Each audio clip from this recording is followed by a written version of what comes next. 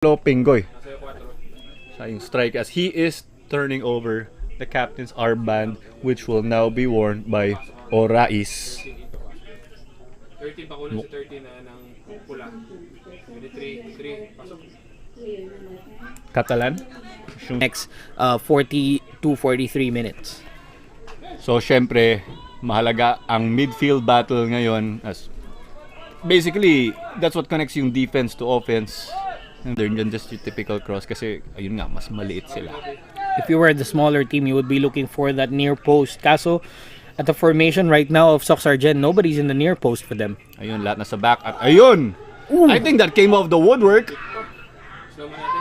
Napaka-promising yung run kanina. Lahat sila nasa back post and they made that run jammer to the near post as mentioned earlier. And here we go on the counter. They are looking dangerous. Valderrama, will he recover it? Picked up well by Pusok. The Divas again. He is the man for them. Out of the box, but collected by Marceliana. Dangerous type of clearance from Valderrama or Marceliana rather. Could have just hold on to the ball, pero tignan natin tong corner of the left post, pero yung sinasabi natin walang tao sa near post sa kanila, which lessens the chances for them to go for the equalizer. Parang yung nangyari doon, that ball came off a Nova player actually, so it would have been a dreaded own goal. Collected again by Lauron. Towering nga, pero ano ang height niya? We should have asked earlier. Yun nga eh. Kalimutan natin, no? Feeling ko mas matangkad pa sa akin tong batang to. Sure ball. Baka may tao doon sa comments. Patulong naman dyan. So ang kakilala ni Christian Jed Lauron, gaano po ba siya katangkad? May mga scouts din, so malaking tulong yan. Ito natin yung mga viewers natin dito. I think Dynamic Herb Cebu FC player Gals Encabo, or sorry if I'm not mistaken, ADT yata si Encabo.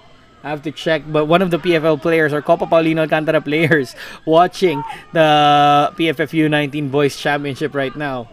Ayan, may nagbanggit na si Nisi Duarte, 6'2". Grabe naman, mas matangkad pa talaga sa atin dalawa. Sure ball.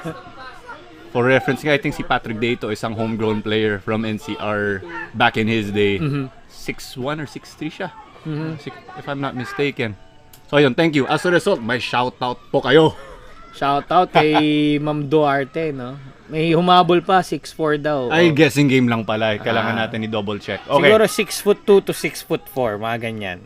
Pwede naman. Shoutout sa mga nagbabanggit. Ay, 6'4. Oh, ito na. Oh, majority 6'3 daw. Average na lang natin yung mga sagot. So here we go. 2-1 pa rin in favor of Nova. He came from behind, down 1-0, and just slithering through the middle. But that was cleared out by Catalan. But he is limping at the moment. So ayun, alanganin ang kanyang stance chasing the ball. We hope that he'll be able to continue. That will be a big blow for them because he was part earlier of how they gave so much life to them. And being able to take the game to Nova. Pero na-shake off niya lang yung injury na yun. No? I think there was a contact with number 27 ng Nova na si Rodriguez. So, they have pressure here. Medyo malalim yung throw-in. Foul throw, so ulitin nila. And here it is. But it's back to that same pocket.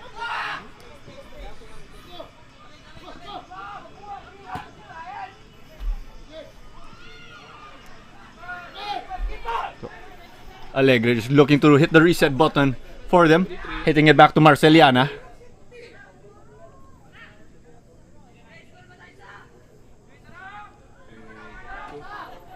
So here they come from the back. Looking to set things the way they'd love to. That's the short passing game of theirs again. And we mentioned things earlier. Let's not forget, next week the Azcals will be playing in the qualifiers for the AFC Asian Cup, hoping to return, of course. The ball floated in, but it's 3-4. Walang tao dun sa left side. I think nagkulang sila dun sa tao, no? But you have to give credit right now to how Nova, as we see the replay, that was Aligora. medyo out of position dun si Lauron. So, yung breaks of the game just fell to him.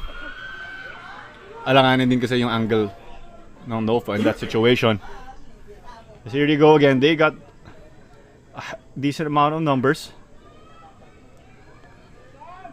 Looking to add that to make their attack more dangerous. Headed to safety, but it goes to momentarily went to Valderrama, dueling.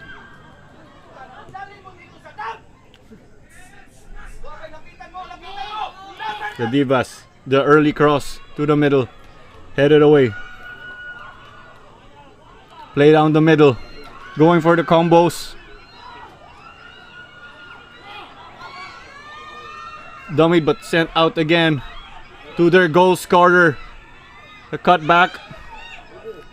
Ay, nag-isip yung number 19 na si Puyat.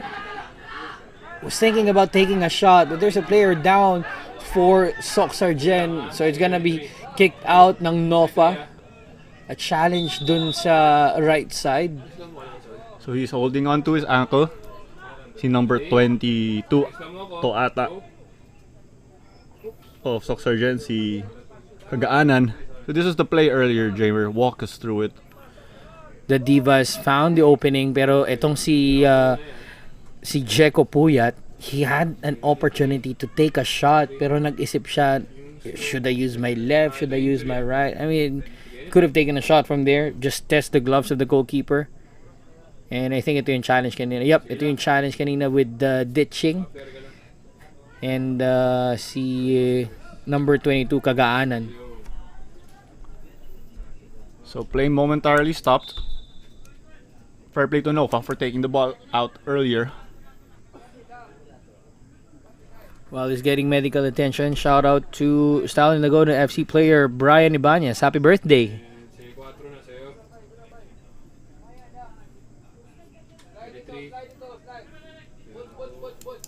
So play set to resume in a bit. SOCSARGEN set to return it to possession to Nova. Okay, throughout this game, we've been mentioning yung mga ibang local games to watch. So we ended Ascals nga next week, round 3 of the AFC Asian Cup qualifiers. Pagkatapos nun, meron pa here on home soil, the Filipinas will be making their first appearance since sealing World Cup qualification. That'll be their first home game since the 2019 SEA Games. So, tuloy-tuloy pa rin ang preparation ng ating women's team for the Women's World Cup. And they're gonna use the AFF Women's Championship as a springboard to their World Cup campaign. At marami rin silang friendly matches. They're gonna be facing Ireland, Bosnia and Herzegovina, and Turkey, if I'm not mistaken, sa mga friendly matches nila. So, kudos to the Filipinas. Alright, and don't forget to get behind your country. But dito mga guys, stars of tomorrow. Who's it gonna be in the finals? In the run, Marceliana clears that to safety. That was a good move, of course, given the charge. Mararamdaman mo ngayon ng Nova bumalik sa original formation nila na 4-1-4-1, ano, with Madame Sila as their pivot man dun sa defensive midfield to central midfield role. At ang lone striker nila ngayon na si I think it's Valderrama or Rodriguez. Nagpapalitan sila up front. So, interesting right now for Coach Joel Villarino. Are they just defending the lead, or are they just, trying to cook something up from the back? We'll find out if that tactic or that move will just seal the deal for them. It's 2-1 right now. Half an hour into this match. Nova looking to go down into the center. Ditching just running into traffic, pero nasa kanila rin ang bola. Lobbed forward. Laid off. That's what they wanted to do.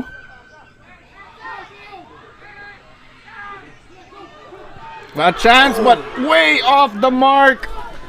But you had that chance cooking for them. Almost served on a platter. Smart move by Valderrama. Kita niya offside siya. So he stayed out to play, did not chase the ball. And that gave his team an opportunity right here, Jamer, as you see. Ayan, hinayaan lang ni Valderrama yung play, but sayang yung strike ni Rodriguez doon. No? As we take another look, hinayaan ni Valderrama yung play. If you're gonna ask, offside si Valderrama doon. Yes, in the old style or old rules of offside na talaga si Valderrama doon. But he had no intentions for going for the ball. Hinayaan niya mapunta kay Rodriguez, hence walang tinawag na offside yung referee. Smart move, of course, by these youngsters, but looks like the flag of assistant referee Chris Mark Nanyola is up. Offside nga daw ngayon. So that ends this spell for Nofa.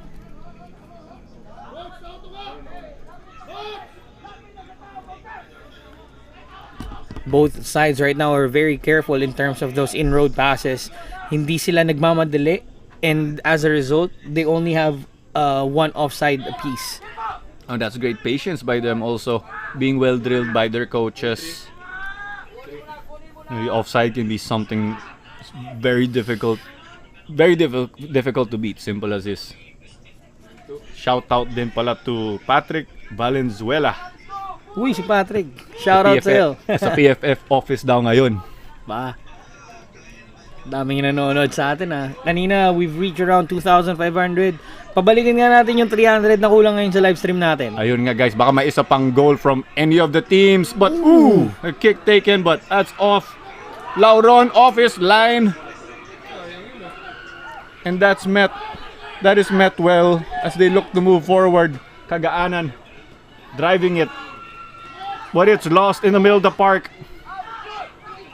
And ayan nga, Jamer, ang physicality as we expected earlier. Similar to the first game.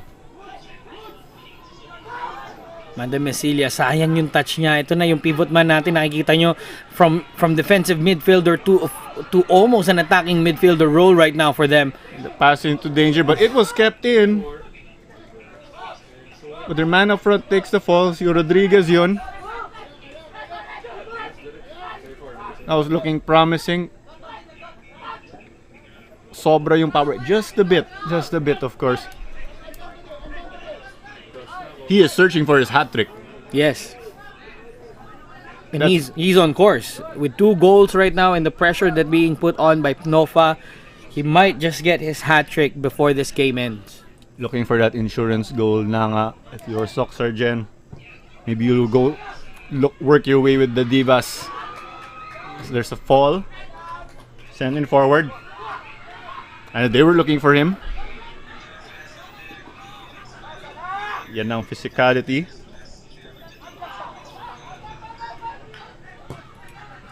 So driven in with that diagonal ball.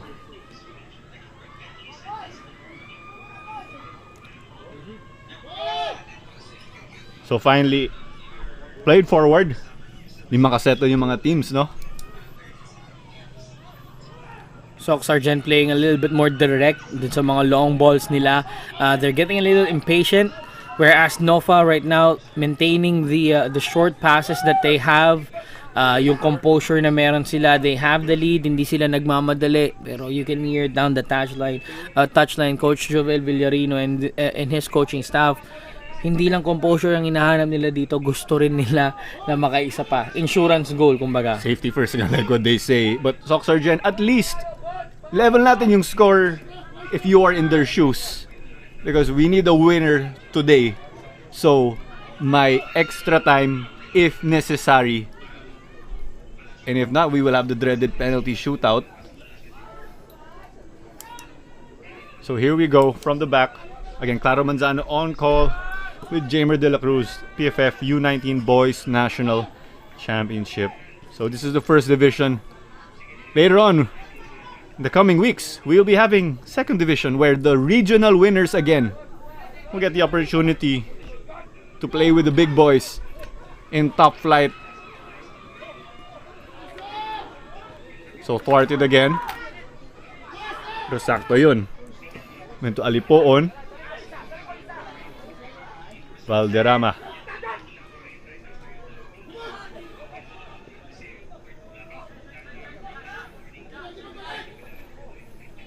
Valderrama again. So that's the team play we're talking about. So naka-corner siya, finds a man. Will they cross? Konting patience here. Rodriguez kind of out of position right now. Dito siya sa right wing. Challenge din yun kung makakascore siya dun.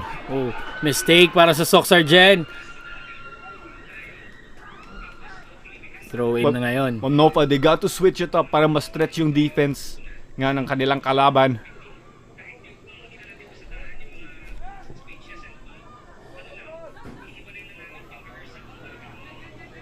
So you can see it is in the hands right now of Negros. SOCSARGEN getting their clearances, but unfortunately for them, it's just landing into the back line of Nova, and then pindot lang ng reset button. Play their game.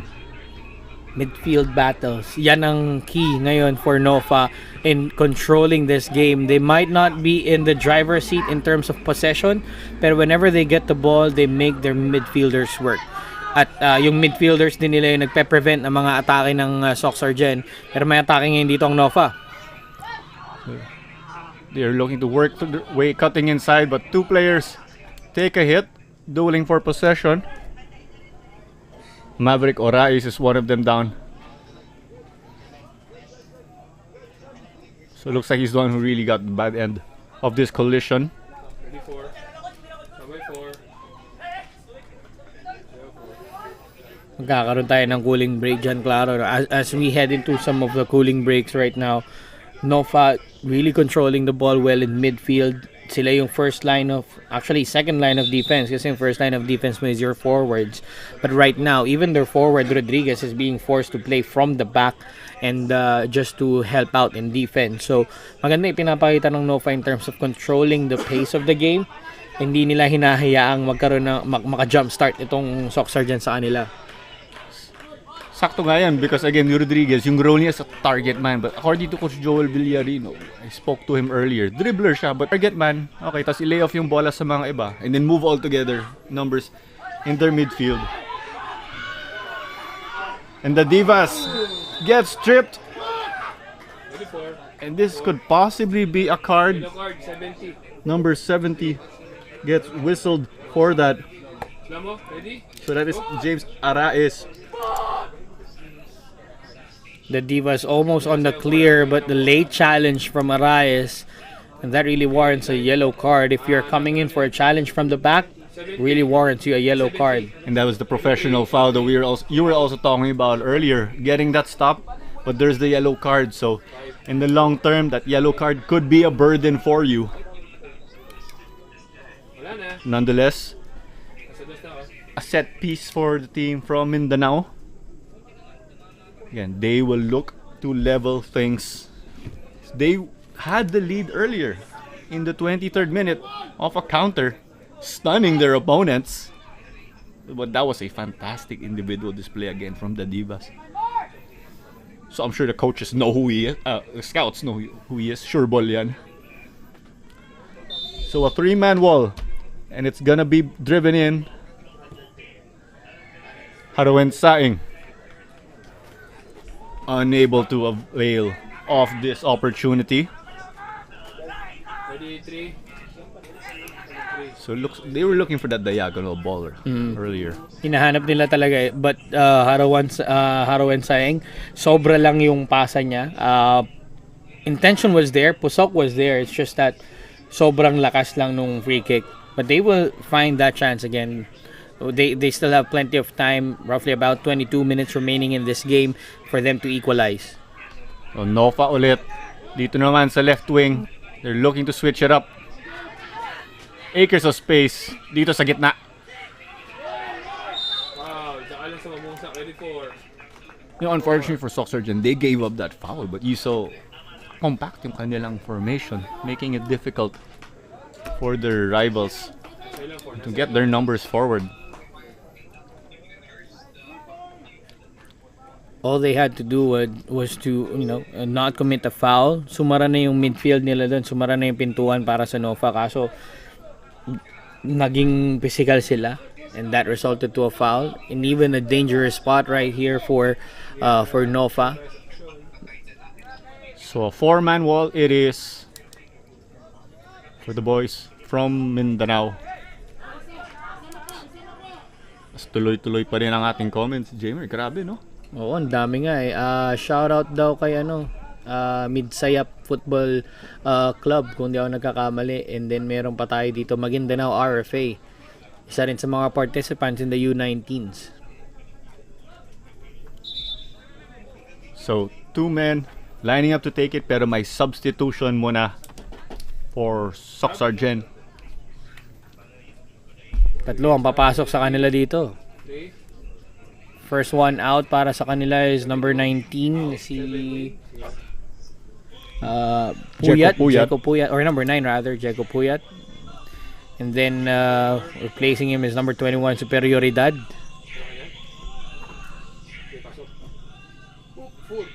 So Barcelona is also coming in for them.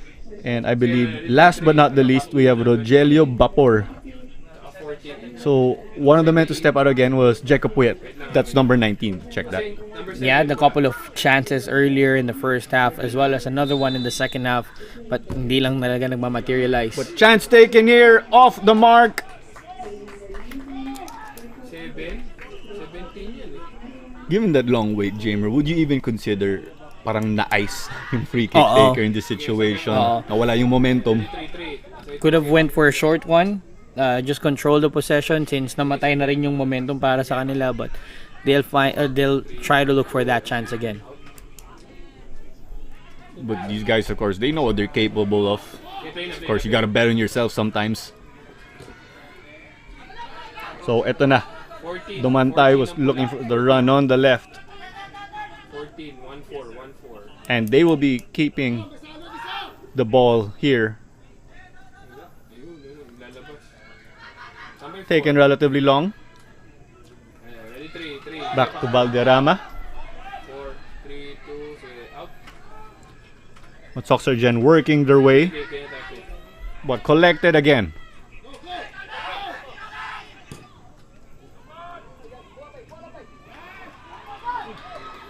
And the counter comes on. The combinations that you love to see in paving the way for a goal. Ready, 3. Oh, you don't want to see that.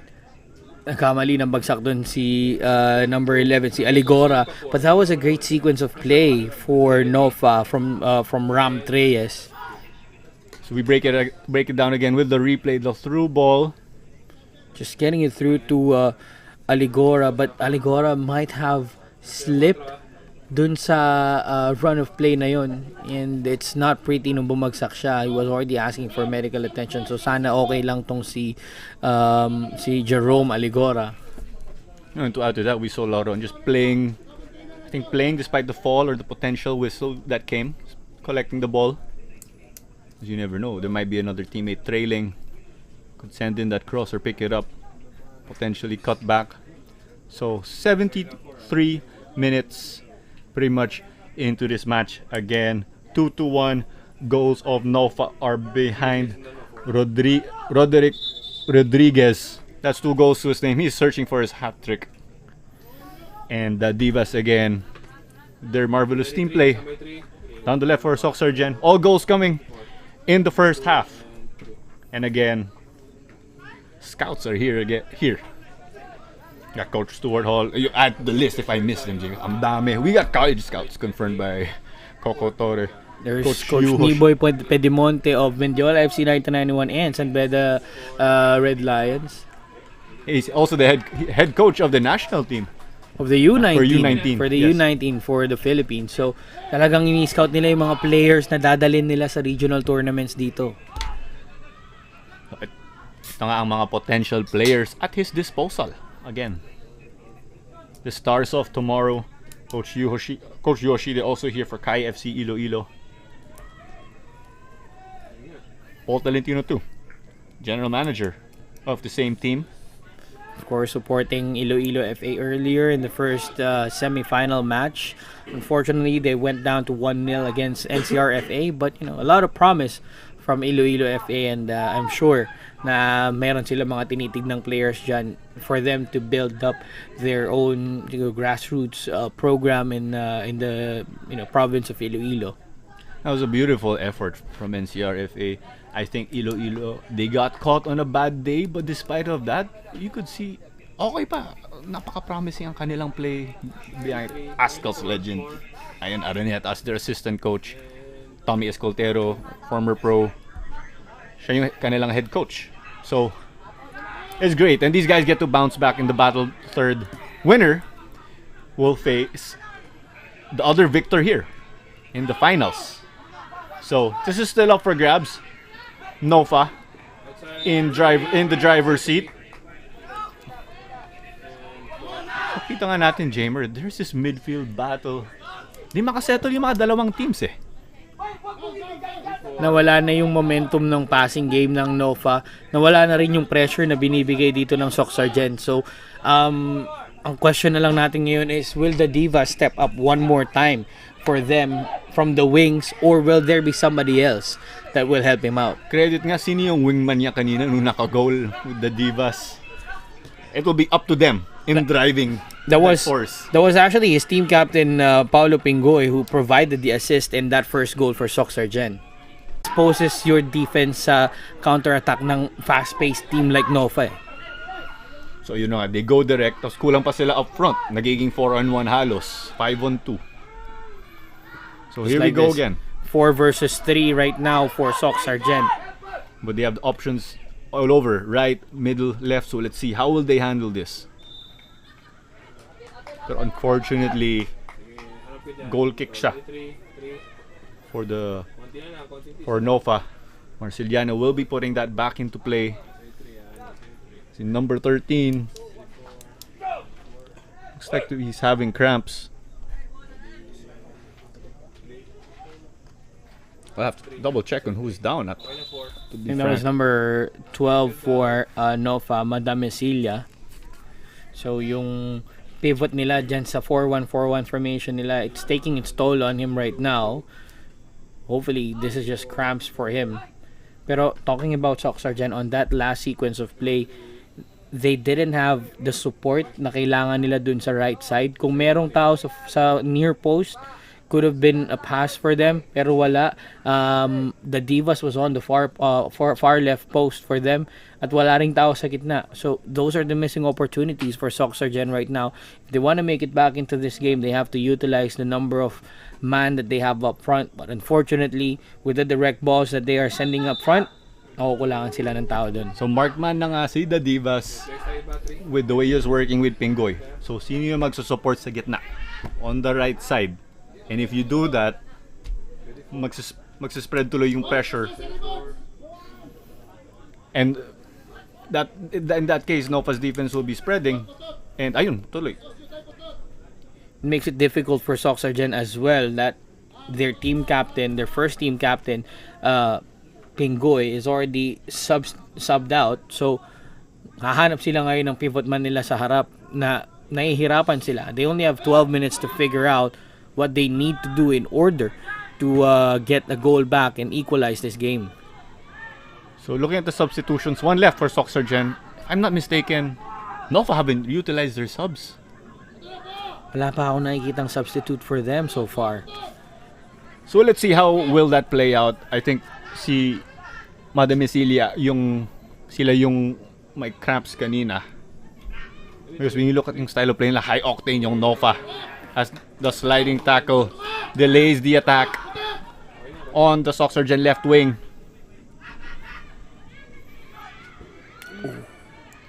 The Divas. Ayun. Looking for a penalty there. Yung side ng SOCSARGEN, there was a contact dun sa isang player ng Nofa. Kita nga natin, pa medyo na-affect yung form niya and trying to send in that ball to the face of the goal. That was picked up by Marceliana. Referee just letting that go. Nofa, ito naman, counter-attack naman sila ngayon. Ang bilis ng pace ng Nofa, but lalabas yung bola for goal, for throw-in. Tignan natin itong replay, no? The Divas with the ball. Ayun, may challenge from number 23, or we'll have to check. Pero may challenge doon kanina. Could have been a penalty or not. Body check, siguro ang napansin ng ating referee doon, kaya hindi niya binigay yung penalty. Well, over on the other end, unfortunately for Nova. Ball went out of play, I believe. Possession right here to resume. But we have a substitute lining up for Nova. Si Giancarlo Caracas is set to come in. We are not yet sure who will he be replacing. I think that is the first sub nga Jamer based on the records that we have been keeping in this game. So here we go. Team from Mindanao back, but poked away. Rodriguez, will he make it 3 for himself and the team? Finds one of his teammates in the middle. Valderrama sails just over. That would have sent this. Siyempre, coming out of huddle, coming out of halftime, siguro yan yung mga issues that they addressed here. Nova, they would like to take this home at the least with the current scoreline 2-1. And the prospect of an unfinished business against NCRFA in the final, nonetheless, yan yung isa sa tinitignan ng Nova ngayon. Yan na nga, Jamer. 3 years back, U15 yung mga players. It was Nova versus NCRFA. And I'm sure natandaan nila yan. Sure ball. Daladala nila ngayon yan dito sa U19s. Same venue pa rin. Same course. So, Nova to retain possession. You would like this. You are from Negros. Kailangan pa ng isa pang goal, you could say. Put the nail in the coffin. But that is not the case here. So let's look at it now, Jamer. As things stand, kung Nova yung magbubook ng ticket to the finals, ayun na ang rematch. If SOCSARGEN pulls up, let's say, come from behind, it will be a battle between Luzon and Mindanao. Yep.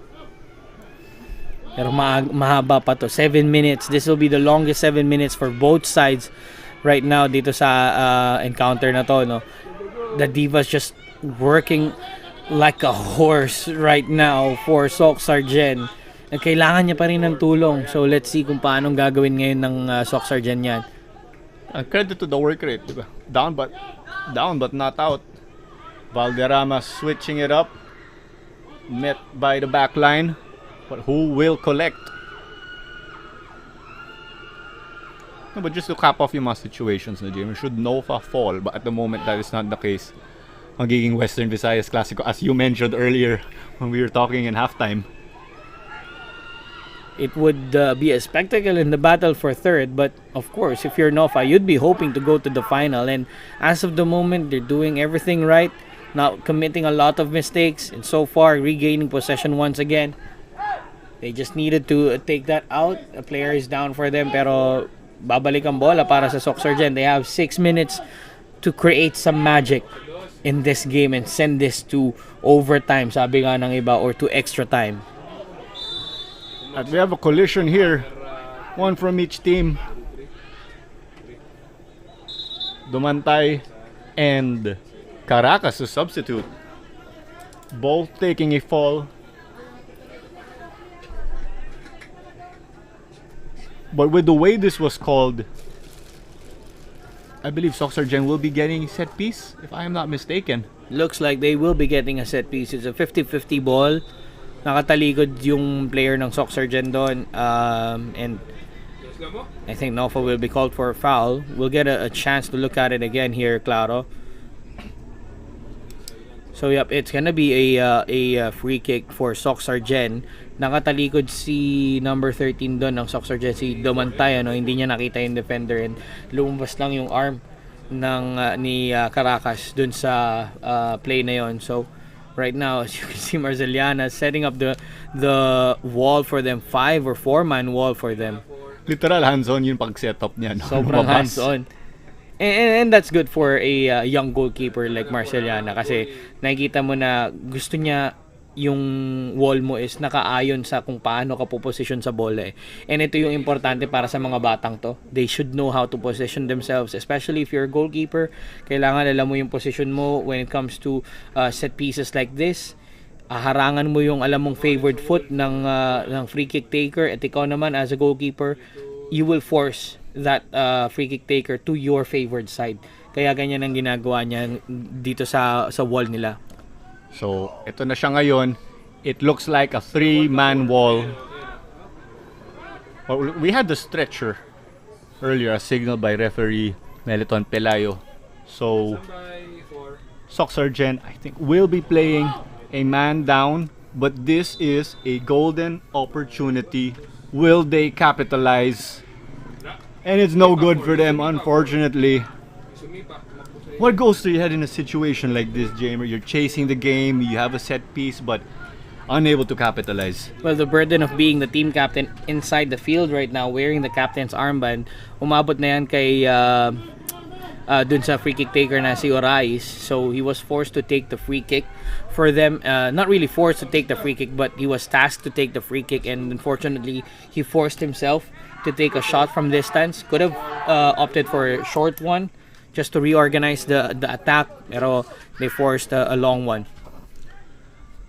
So ball earlier into the 6-yard box of Marceliana, but play was resumed here. SOCSARGEN again trying to thread that needle. As time is not on their side, we have 2 substitutes set to come in for NOFA. And I don't know if you're SOCSARGEN, you don't like it, but some time will be burned off the clock. Konting ubos oras. So here's another chance. Threaded forward. Make that a hat trick. Number 27, Roderick Rodriguez. My oh my. That's the dagger, Jamer, that we were talking about all game. That NOFA have been looking for. That goal sucked the life out of SOCSARGEN. You can see their players down on the pitch, head down, and yung through ball ni Valderrama through the legs of the defender. Just very patient. See this again. Just through the legs. And Rodriguez just needed to tap that pass. Lauron gets his hat trick. And that's the insurance goal that they're looking for. Rodriguez getting it. 3 goals, all for his team. And I think he is going to be subbed off with the looks of it. But Jamer, we're talking about it. Valderrama sent that pass.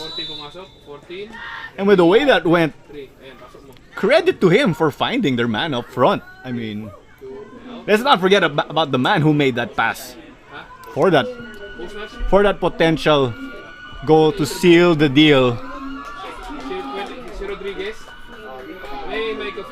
So again, will it be 4? Well, the whistle will go in favor of NOFA. Again, they're the team in green and white. SOCSARGEN in their black and red. Score definitely not in your favor, Jamer, if you're chasing the game. But what amends would you take here? May added time pa. Mamaya. We still need confirmation, but that's an uphill task. 2 goals to at least extend this. Keep your hopes alive. Well, they need to keep their heads down and focus more on what they need to do. But you know, yung heads down kasi nila is not on the good side. Their heads are down because they think that they're down and out. Kasi 2 goals ang lamang ng NOFA, but still plenty of time for them for this one. You know, like what they say, ito nga ang beautiful game, so you never know what can happen. Football is full of surprises. At ayan na nga, Jamer, 5 minutes of added time, but Harwin Saing is down.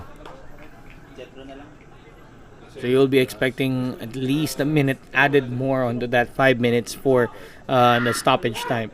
But then again, if you're SOCSARGEN, gotta keep your heads held high. You were leading the game the first half, but you really have to credit NOFA for their persistence and their perseverance and get that equalizer and get the go-ahead goal, and now the insurance goal and a hat-trick for Rodriguez. So, I mean, hats off to both sides right now. It's looking clear that NOFA is going to go to the final unless SOCSARGEN has other plans, which is coming through the Divas, but sumobra lang yung pasa para sa kanya. Sayang na nga, wala na ang kanilang momentum, but Hindi pa tapos ang laro, Jamer. Ito nga yung time and score. Definitely not in favor of SOCSARGEN, in favor of NOFA. But it's not over until it's over. You have to play by the whistle. You have to finish the game. If it's 90 minutes, if there's added time, you play through that added time. Ganyan dapat ang laro dito sa football. So crunch time here. Another chance that Divas manages to meet it.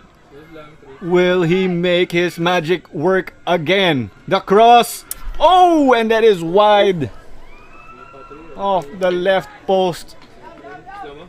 Things would have changed drastically kung pasok yan. Lovely cross from the Divas, met first time by player number 7.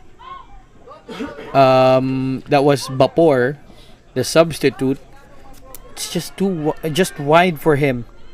Well, you can see, doon yung control. Doon yung gigil din eh. One touch yun eh. So, contact accuracy lang, inches wide, but that spells the difference. Here's another attack for them. Ay, sumobra lang yung cross ni Bapor doon. But the intention is good.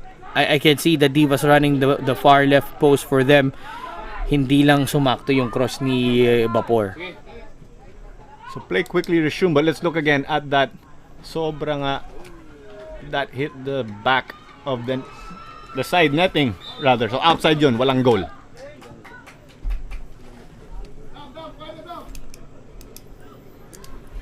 So it's expected that we'll hit about 6 minutes given the stoppage that we had earlier. SOCSARGEN desperately trying to put themselves back into what has been a thrilling back and forth affair. Battle of Western Visayas and Mindanao. So again, the loser of this match will be relegated to the battle for third, going up against Iloilo. Winner, on the other hand, will battle for gold against NCRFA. As it sticks, NOFA will be facing NCRFA. These two teams faced off in the U15s back in the day. So you can roughly say it is a rematch. Let's see how it turns out. SOCSARGEN desperately trying to get their possession. The Divas this time cutting inside. He's been on the outside as of late, and he finds his buddy, but out. Just picked up by Marceliana for safety. That was taken by number 13.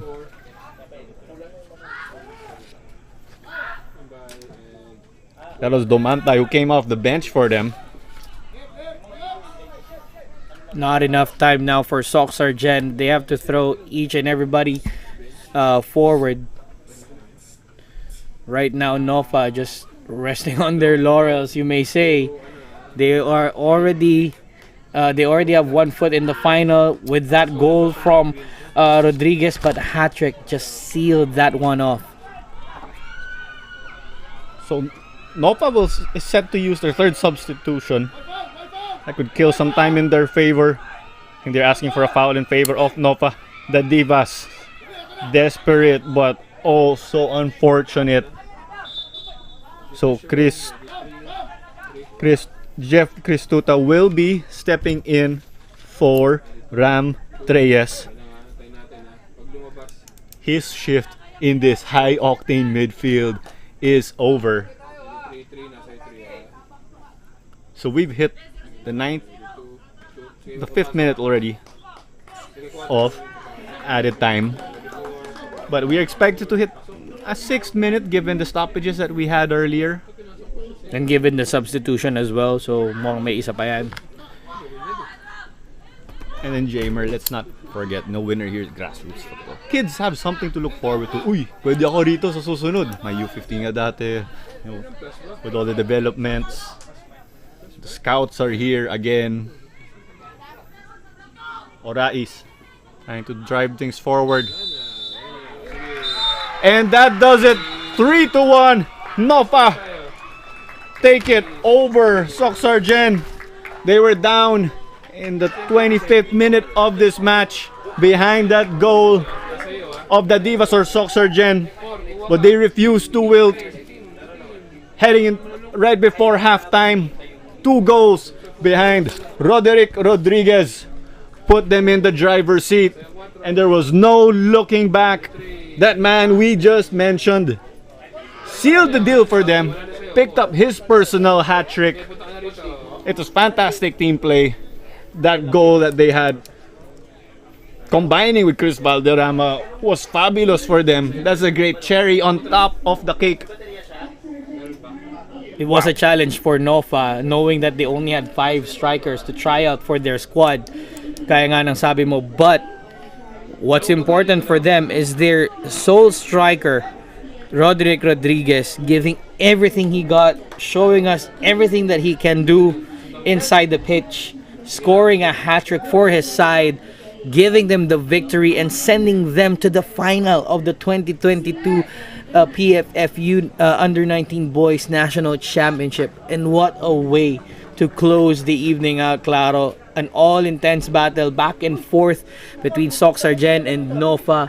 It really is a great thing to watch. And gaya nga ng sabi mo sa amin, Claro, kanina, ang panalo dito is grassroots football. Whichever team you are, that you are representing, be it NOFA, SOCSARGEN, NCR, or Iloilo, it gives the younger generations out there the hope na meron ng movement ng football dito sa Pilipinas. I have a pathway to greatness and I have a pathway to the pro leagues, and jubilation right now for NOFA, Claro. You know, this is far from over because these guys again have the opportunity to get scouted by the people we just mentioned earlier. We'll name them again, Jamer. I might just miss out on a number of names. Yari tayo. But wow, I mean, again, as a result, NOFA, Negros Occidental, FA, will be heading to the finals. We will pretty much be having a virtual rematch of what transpired 3 years ago when NCRFA and NOFA got to face off back then. SOCSARGEN, hats off to them. A fantastic effort. They took the battle to their counterparts who are from Western Visayas. They will still get to bounce back as they have the battle for third, as we will turn it over to the post-match interview with the man of the match, Roderick Rodriguez, the man with the hat-trick. Zoom in ka. Long, zoom in ka. Sa player ka, sa player. Are we done or are we still gonna close? Focus mo, Long. Focus. Long, focus mo. Malong, i-focus mo, i-focus.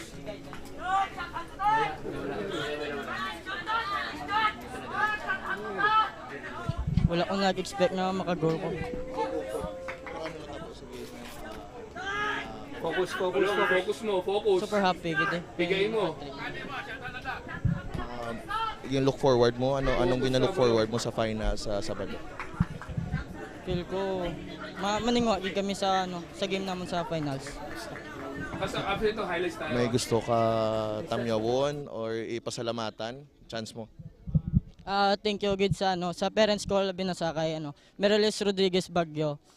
Thank you gid sa suporta kag labi na sa mga coaches, sa mga teammates namon kag syempre kay God. Nga salamat. Congrats.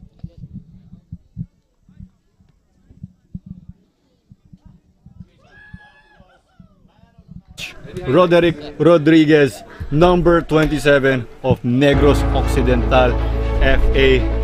And we did know that this was gonna be a nail-biter, Jamer. What a match. Just walk us through the so many events in this second semifinal. Semifinals pa lang ha? May finals pa tayo on Saturday. From start to finish, all intense action. The Divas scoring the opener there for SOCSARGEN halfway point into the first half. Almost a second chance for them through Pusok. But then, Negros Occidental FA had other plans towards the end of the first half. And their man of the match, Roderick Rodriguez, scoring 2 quick-fire goals in the first half or towards the end of the first half. First, the rebound here against Lauron, and then this second goal with a lovely pass coming from his teammate sealed off a fantastic comeback in that first half for them, just lobbing it over the defense. We thought there was a chance for SOCSARGEN to climb their way back into this game, but towards the end of the match, they've shown that they wanted this. They wanted to finish the business that they had against NCRFA in the U15 National Boys Championship, and now they're 90 minutes away from sealing that business against NCRFA, and this is just the tastiest cherry on top of that cake. That wonderful through ball to Rodriguez for his hat-trick, and Nova marches their way through to the final of the U19 Boys National Championship. My, oh my, what a way to just describe it. And it's a battle for third. Iloilo will be going up against SOCSARGEN. Hats off to both teams. They played fantastic. Also an honorable effort. You can commend them for that. But it's the final. The grandest of them all. It's NCRFA going up against Negros Occidental Football Association for PFF U19 Boys National Championship. So this has been Claro Manzano alongside Jamer De La Cruz. We just can't get enough of this, but we will catch you on June 4, and that'll just be in a bit. So bye for now. Stay safe.